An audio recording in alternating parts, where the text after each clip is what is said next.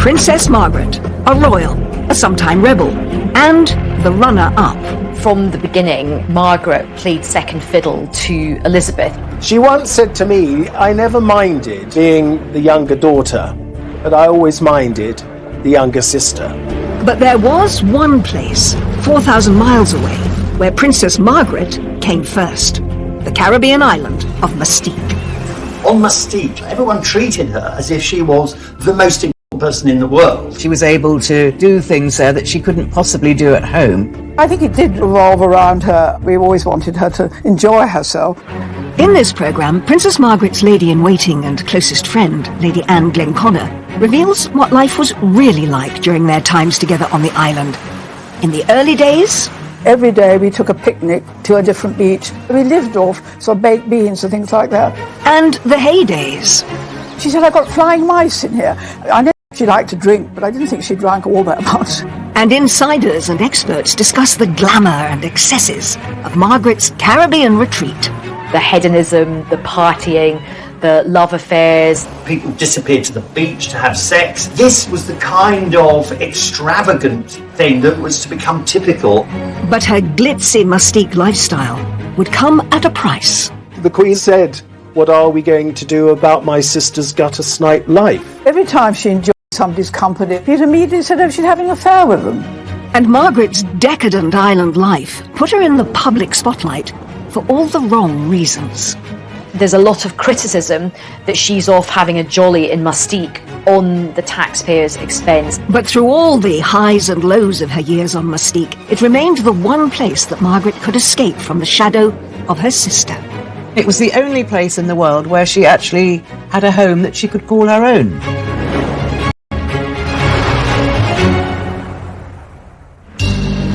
January 1976. Princess Margaret arrived by private plane on the beautiful and secluded Caribbean island of Mustique. She was here to celebrate the 50th birthday of a close friend. But she was also escaping. Back home, Margaret's marriage to Tony Armstrong-Jones, or Lord Snowdon as he was also known, had broken down. He'd had numerous affairs, and Margaret needed to get away from London and from him. And Mustique was the perfect place. Tony became a serial adulterer. What started the rumours about your marriage? You know more about this than I do, I'm afraid. The media were already making who were concerned. Her sister, Queen Elizabeth, had reached the end of her tether. The Queen had said to Prime Minister James Callaghan words to the effect of, what are we going to do about my sister's gutter snipe life? The trip to Mustique would give Margaret a chance to get away from all of her troubles and have some fun. Princess Margaret liked excess, and key to all this is that she was the centre of attention. The island was owned by Colin Tennant, later known as Lord Glenconnor, who had bought it in 1958 for £45,000. He'd always had this dream about having a proper island, I think. And Princess Margaret was so wonderful because she went along with Colin's dream. She encouraged it. Colin and Anne Glenconnor had always been part of Princess Margaret's social circle. Anne, his wife, was an extremely close friend of Princess Margaret, and she also became a lady-in-waiting. I've known her, really, ever since I was about 3. My family were always great friends of the royal families.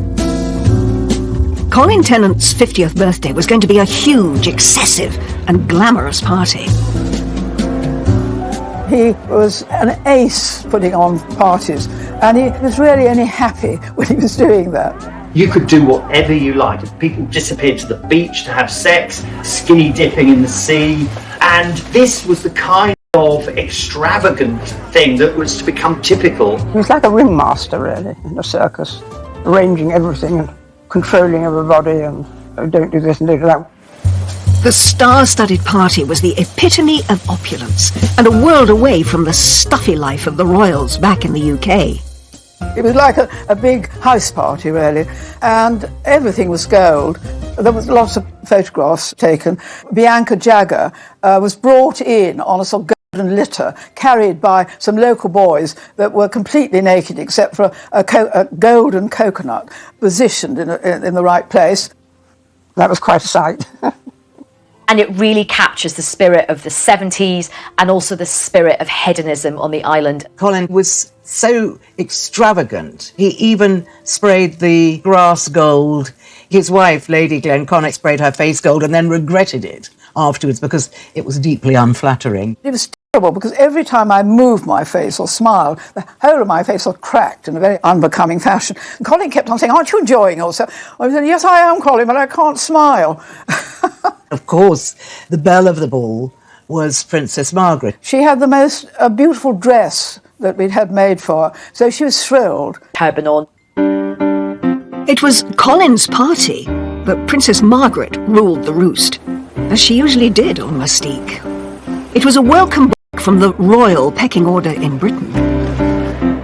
From the beginning, Margaret played second fiddle to Elizabeth. I think it's really difficult for Margaret. You know, she is an extrovert, she's quite an alpha type, and I don't think she takes kindly to playing second fiddle. She once said to me, "I never minded being the younger daughter, but I always minded the younger sister." On Mustique, she could be queen. Everyone kowtowed to her. Everyone treated her as if she was the most important person in the world. I think it did revolve around her up to a point, you know, because Colin wanted her to be happy and we always wanted her to enjoy herself. But even though Margaret could relax and party on Mustique, she didn't want anyone to forget that she was royal. So people still had to curtsy and bow to her, even if they were in bikinis. And there were stories of waiters having to swim out to give her a cocktail. When she went swimming, because she was easily bored and insisted that people talk to her. One was deputed to swim with Princess Margaret.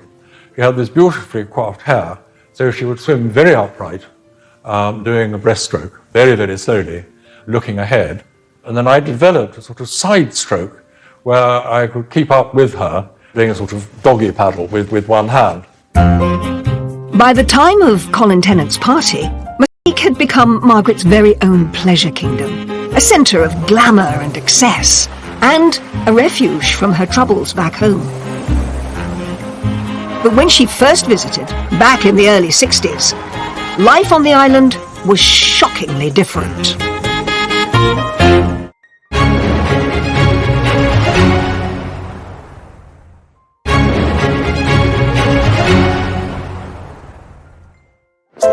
Princess Margaret's love affair with Mustique started in 1960. She first visited the island during her honeymoon tour of the Caribbean with her husband. It is not only a delight, but a sort of miracle to arrive 5,000 miles from England and find oneself instantly and absolutely at home. In those days, the royals had these sumptuous honeymoons, always on board Britannia. She was very familiar with all those Caribbean islands and very at home with them, and the Caribbeans really liked her and kind of understood her. During the trip, Margaret's good friends Colin and Anne Tennant invited the couple to visit the island that they had just purchased. 2 square... And it had to anchor quite far out. Then suddenly I saw a little boat being lowered. And there we were on the beach, looking pretty sort of scruffy. And these immaculate-looking sailors got out of the boat with a letter from Princess Margaret saying, you know, we've arrived, we long to see you. Mustique, in the early days, was very different to the other Caribbean stops on the royal tour. When they visited, it was just in its natural state of scrubland. The island was incredibly basic, didn't have really many people there, didn't have running water or electricity. The whole place would have been completely overgrown. She would have been bitten alive by mosquitoes, but indeed the sand was still white and lovely and the sea was a turquoise blue. Every day we took a picnic to a different beach. We set up a little tent, like a sort of Boy Scout tent, and we spent the day there. And the food, I mean, you know, because the royal family always have the most delicious food and sort of tremendous chefs in their kitchens. And we had one very old lady who really couldn't cook at all. Or she just could open tins. So we lived off sort of baked beans and things like that. But, what was so lovely about Princess Margaret, people criticised her, say how difficult and spoilt she was. Well, she certainly wasn't spoilt when she first came to Mustique. During their brief stay, Colin and Anne took Princess Margaret and Tony on a tour of the island. There were no cars. We had a tractor and a trailer. And when Princess Margaret came, we strapped garden chairs onto the trailer. Over drinks that evening, Colin and Anne realised they hadn't got the couple a wedding present. Colin then turned to her and Tony and said, "Oh, ma'am, would you like something in a little box? Or would you like a piece of land?" And she said, "Oh, I think I'd love a piece of land." I think he was quite surprised when she turned around and said yes, because I think he thought it was so wild and it was so remote and it was so, far away and difficult to get to that he didn't think she would sort of take him seriously and take him up on it. Princess Margaret fell in love with the tiny island of Mustique, but her husband didn't. Tony didn't greatly care for the Glenconners, so far as I understand it, and the land was given as a wedding present to Princess Margaret. It wasn't given as a joint wedding present. I mean, he wasn't interested at all. That was really the only time he ever went there. As Margaret left the little island that she'd fallen in love with, she had no idea when she'd be back. Margaret's marriage to Tony was going through a rocky patch. Rumours were rife of Tony's affairs, with men as well as women, and he was becoming less involved in Margaret's royal duties.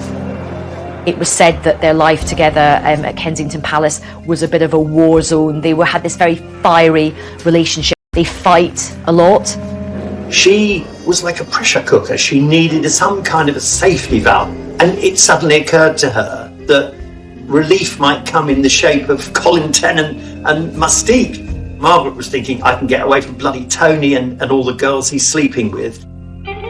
Colin and Anne Tennant hadn't spoken to Princess Margaret about their gift of a plot of land on Mustique since her visit there in 1960. So when Margaret called about it, it came as a surprise. Obviously, this barren piece of scrum was of absolutely no use to her without a house. Rather cheekily, she said, "Does a house come with it?" When he and I were talking about this, and he actually said, "Well, I could hardly say no, could I?" He said, "So I ended up paying for the house." Margaret was famously tight-fisted. If she could avoid paying for something, she would. And of course she knew that Colin Tennant didn't mind at all. Colin wasn't a poor man. He had the money, he could afford to do it. Towards the end of 1968, Princess Margaret flew out to Mustique to start making plans for her Caribbean home. Colin and I were very nervous about having to stay because, she had been used to being, living at Kensington Palace and Windsor and Sandringham and Balmoral, and there she was going to stay. And at that time, our main house had burnt down and we were living in a sort of prefab. It was really, really simple. Quite a journey to get there. You had to fly to Barbados and then fly to St. Vincent and then had to take a boat. The sea is quite treacherous there, actually. It could be very choppy. The island was pretty wild still at this point. She just got stuck in. Roughing it on Mustique in those early days did mean just rigging up a sort of Heath Robinson contraption of a shower. She had to go outside, stand under a tree where we had a bucket. The bucket had holes in it. They filled up the bucket and she stood underneath. The water was like the water in Scotland. She probably recognised it from the Balmoral area. It was orange. There was so much clay in it. There's a story about how at night these huge mice start to try and sort of throw themselves at the mosquito net. I remember the first time she went to her room to bed and I was sort of tidying to her bedroom and she said, "I've got flying mice in here." And I said, "Ma'am, I know she liked to drink, but I didn't think she drank all that much." But it was quite true. There were these tiny mice and they ran up the mosquito nets and jumped from because there were two beds in her room, from her bed onto the other one. And I think she told the Queen, who simply didn't believe her, because I remember when I then next saw the Queen, she said, "Margaret had the most extraordinary story." flying mice.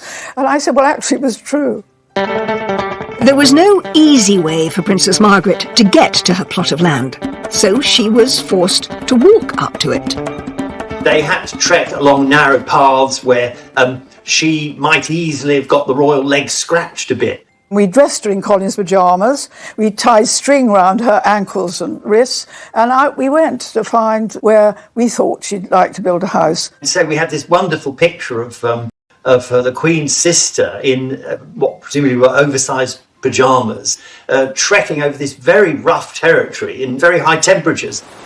It's perched up very high with a wonderful view over the sea below and over the bays and things. And so it must have been heaven to be up there. When Margaret saw the land, it said she wasn't totally happy with the size of it. We suddenly saw her taking the pigs out and disappearing off into the jungle.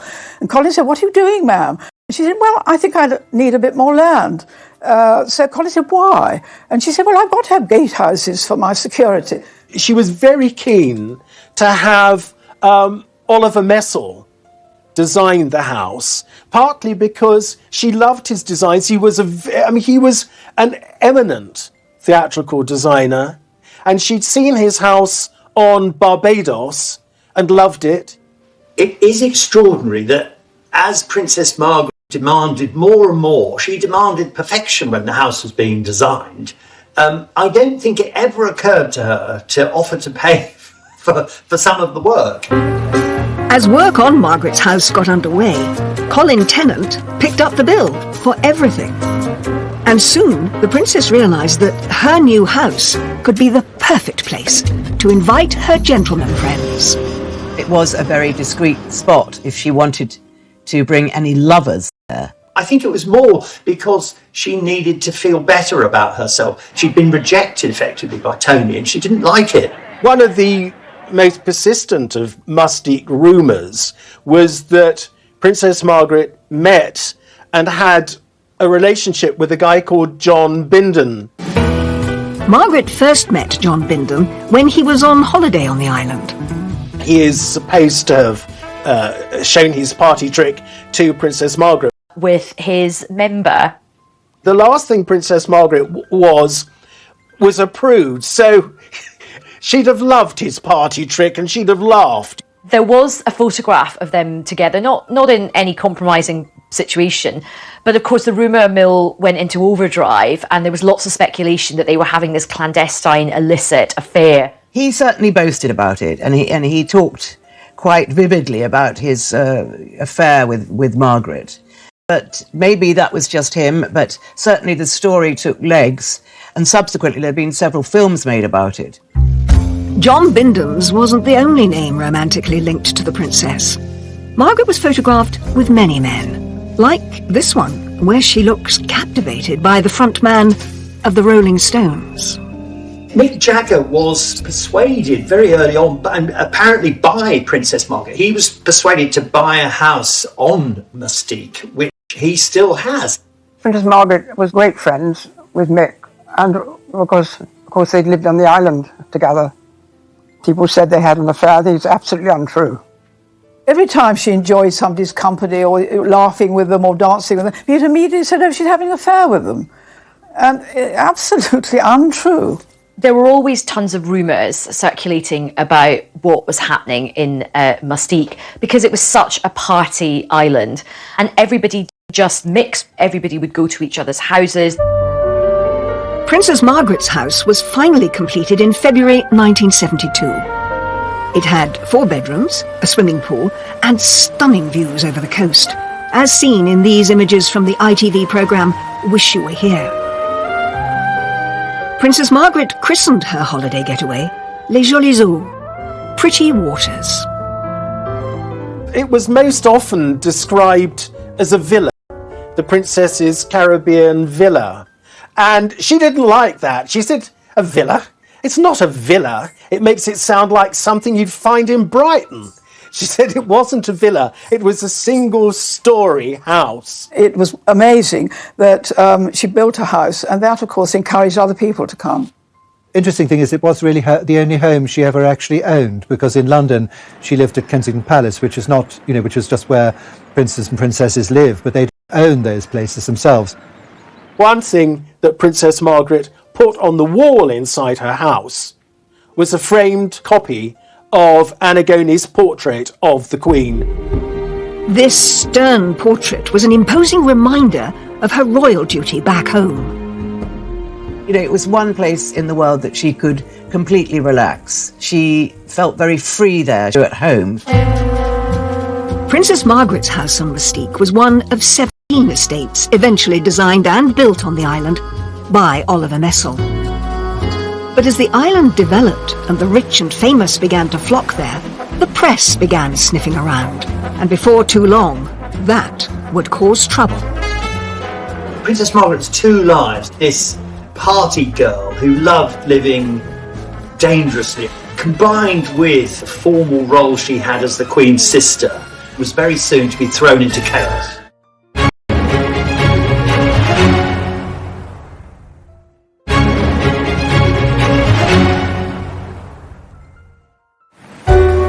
Mustique had become Princess Margaret's special hideaway, not just from her royal duties, but from her marriage too, which was now in serious trouble.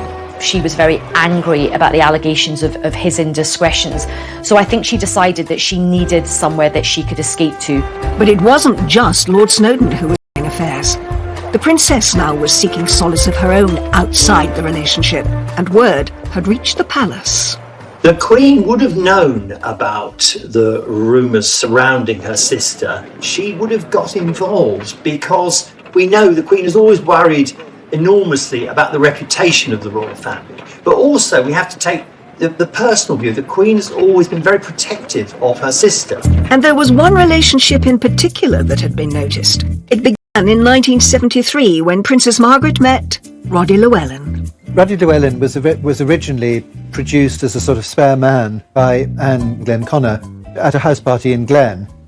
We were at Glen in Scotland, and it so happened that some young man dropped out, and we wanted to get the numbers straight. And I said to Colin, what are we to do? And so he said, well, I've got an aunt called Violet Wyndham. She was called Aunt Nose because she had a very big nose and knew everybody in London. So I rang her up and I said, by any chance, do you know anybody that might like to come up? And she said, well, actually, as it happens, there's a young man called Roddy Llewellyn. I think Princess Margaret knows his father. And it just was, you know, I suppose love at first sight. The princess herself was desperately unhappy. Meeting Roddy gave her back everything. They got on well. They used to sit in the drawing room playing cards together, and I remember going for a walk quite early on with Roddy, and he said, Princess Margaret's so beautiful. Didn't realise she was so beautiful. Her eyes, and I just said to him, perhaps I shouldn't. I said, well, Roddy, you tell her, not me. I think Roddy's vulnerability version of her husband. This intimate picture from Lady Anne Glenconner's selection shows them together in the early days of the relationship. They managed to keep things secret largely thanks to Margaret's house on Mustique. It was a most wonderful place for her, for them to be together. Well, I think the Mustique is a perfect place for anybody who's having a love affair. It's a perfect setting for that because you've got the privacy, you've got the, all the beautiful weather and the beaches. Mustique gave the couple privacy and protection far away from prying eyes. He was always finding shells or doing something in the garden, because of course he was a gardener. They were always sort of doing something together. Then, at some point in 1976, a press photographer arrived on the island. Colin Tennant had been a very jealous monitor of who could and who couldn't visit Mustique.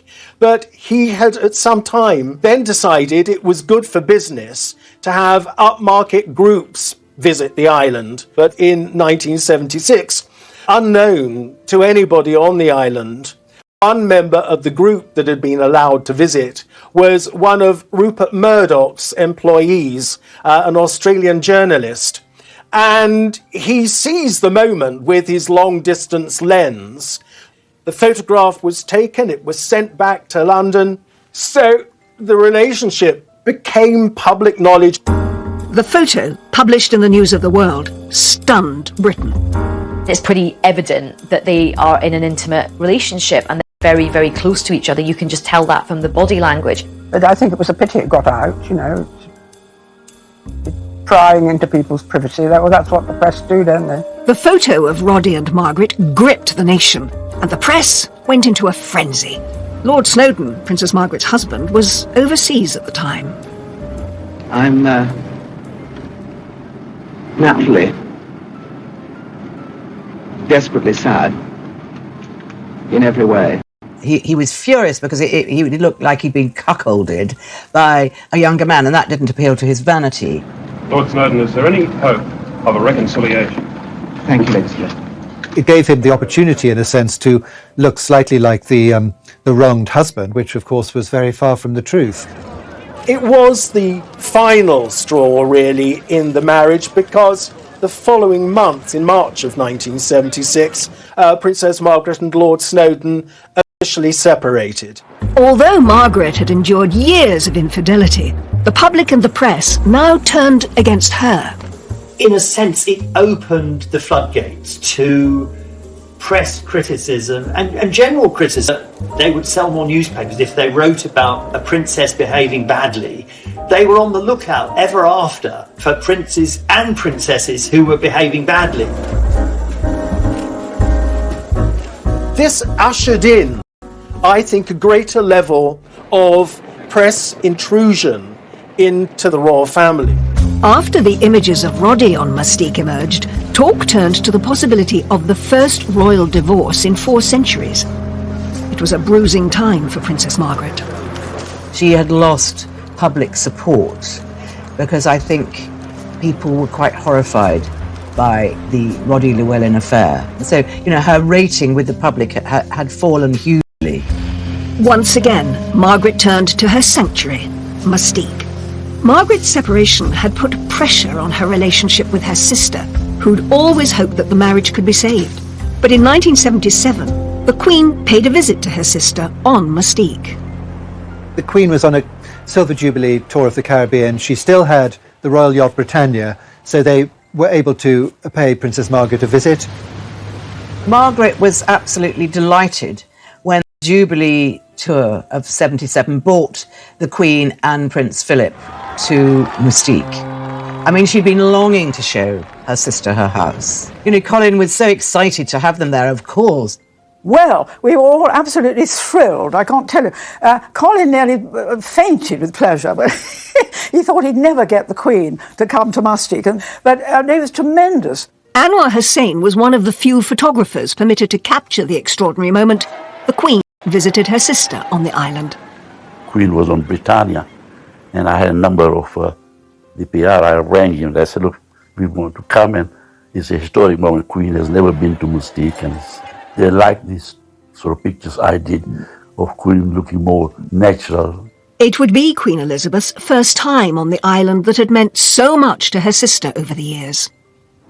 They had a little boat to bring them into a little jetty. See the way they arrived. They had made a special gown and where they walked through it. And it was sort of very rustic, and the little kids, local kids, came and joined, dressed as fairies. And I think it was quite a little personal touch. The locals were meticulously coached for the monarch's arrival. I taught them how to curtsy and taught the men how to bow. And I said, you know, when the Queen comes, you stand up. Well, when the Queen got off, they never moved. They sat absolutely on their seats. And I could see her so graciously going, looking and smiling. The Duke of Edinburgh, of course, being the Duke of Edinburgh, the minute he got off, he turned to Colin. He was actually quite rather dashed by that. During the Queen's visit to Mustique, the partying, the extravagance, the outrageousness, that would have all been put on hold. Colin Tennant would have been on his best behaviour. She would have visited her sister, but it would have been very, very low-key, no wild parties. The vehicle laid on for the Queen to travel the island was rather different to what she might have been used to back home. If you see the pictures, of her getting into a VW Combi instead of a Rolls Royce, they all got into it, and I think it's quite different than the lifestyle in England. I'm very relaxed about it. Despite the very informal feel, the trip was a success. they got to Macaroni Beach, it was so wonderful that the Duke of Edinburgh swam from one side of the bay to the other, and the Queen jumped into the sea. I think the fact that the Queen went swimming in Mustique shows you how secluded Macaroni Bay was, particularly to think that, you know, the Queen was able to swim without prying eyes, and nice to know that the Queen got to do something just fun for her and wasn't always on duty. And I think what was nice was she had a lovely relaxing day. Just one or two people had lunch with her and Princess Margaret. Colin and I did, obviously. And she had and she went round the island, and she, I think really what she was so pleased about was that Princess Margaret was so happy. It had been a moment of lightness for Margaret and her sister during a difficult time. The year after the Queen's visit to Mustique, Margaret's divorce from Lord Snowdon was finalised. It was a significant moment in royal history. The Queen's reaction, of course, understandably, was one of concern, because she'd always wanted Princess Margaret and Tony to make the best of the marriage, to patch it up. She didn't want divorce within the family. If Margaret thought her divorce would draw a line under things, she was wrong. The public and press remained hostile, and soon they were baying for blood. Of course, at this point in British modern history, the country is going through a very, very difficult time. There's a lot of industrial unrest, there's a lot of poverty, there are strikes, and there's a lot of criticism that she's off having a jolly in Mustique on the taxpayers' expense. I think there ought to be a cost-benefit analysis of the royal family expenditure on income. 2 MPs rounded on Margaret as a parasite royal, having a good time on the public purse. Dennis Canavan and Willie Hamilton were 2 of Princess Margaret's most vociferous critics in Parliament, and Willie Hamilton calling her a floozy. It is a paradise island, and it does have parties, and people don't go there to work, they go there to relax. So you could present it very much as her neglecting her duties. Over the next 10 years, Margaret's royal duties reduced significantly, and she was free to spend more time on the island. But the hedonistic party days were starting to take their toll.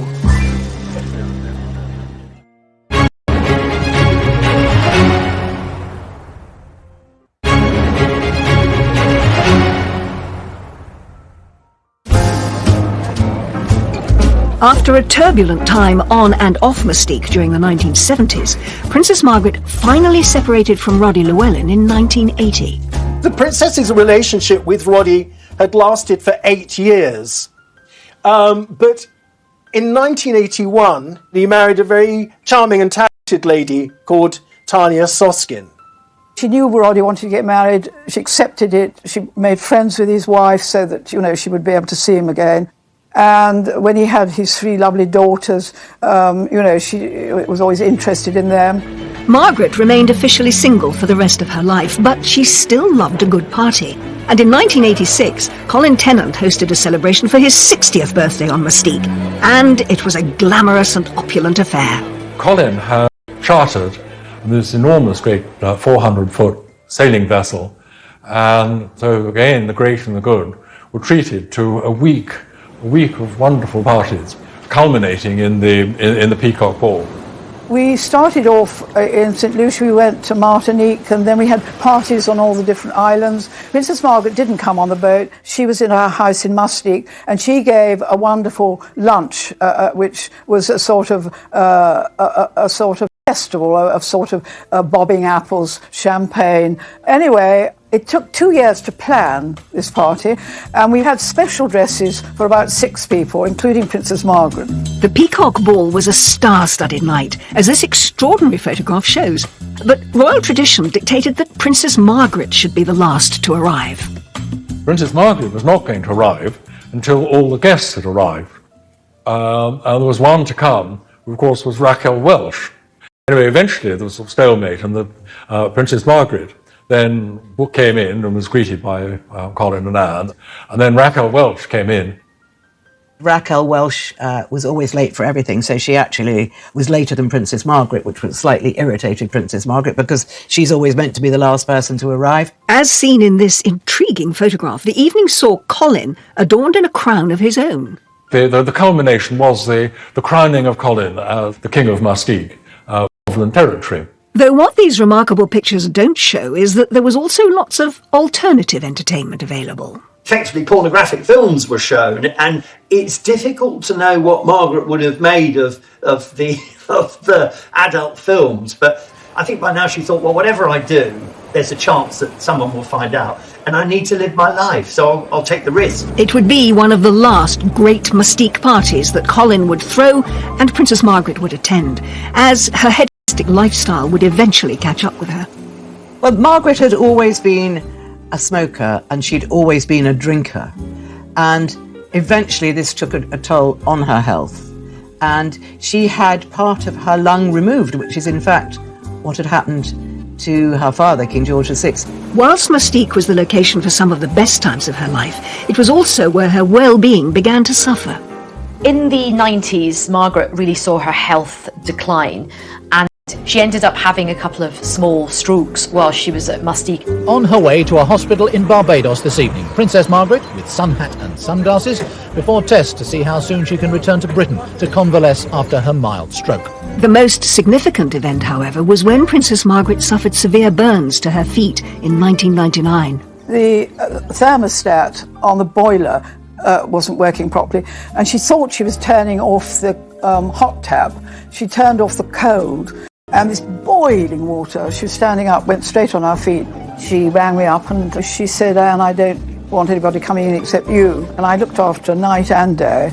And I remember one day I was quite tired because, you know, I had to help her in the night if she wanted to go to the bathroom and that sort of thing.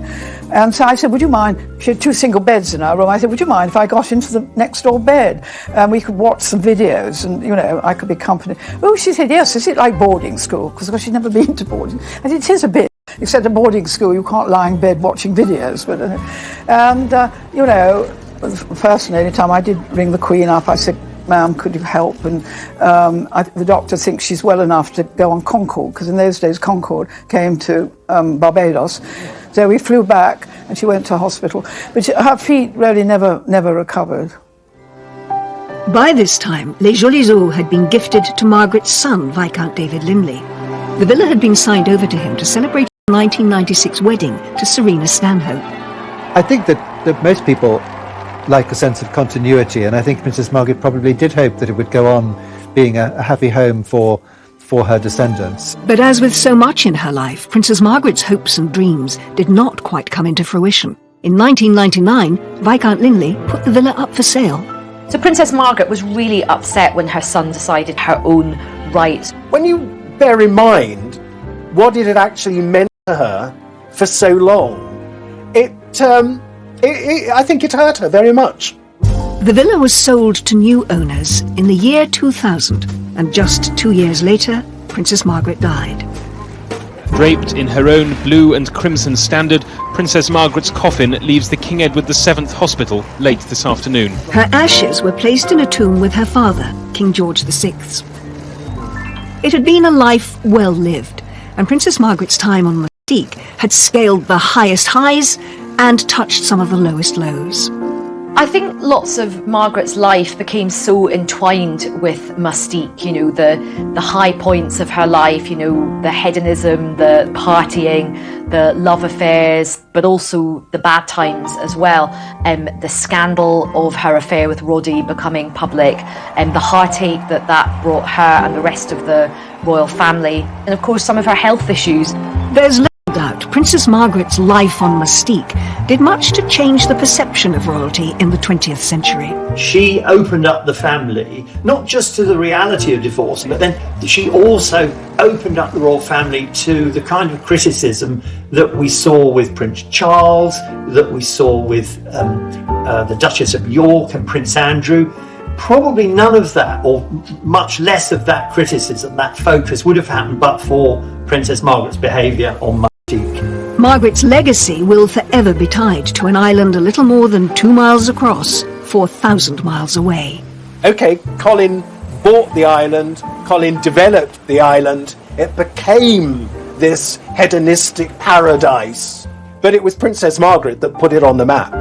And it was the only place in the world where she actually had a home that she could call her own. The Queen thanked Colin and me for giving Princess Margaret so much happiness in her life with Mustique. I felt so quite relieved that she felt that we had, what we had done for Princess Margaret, she did approve of.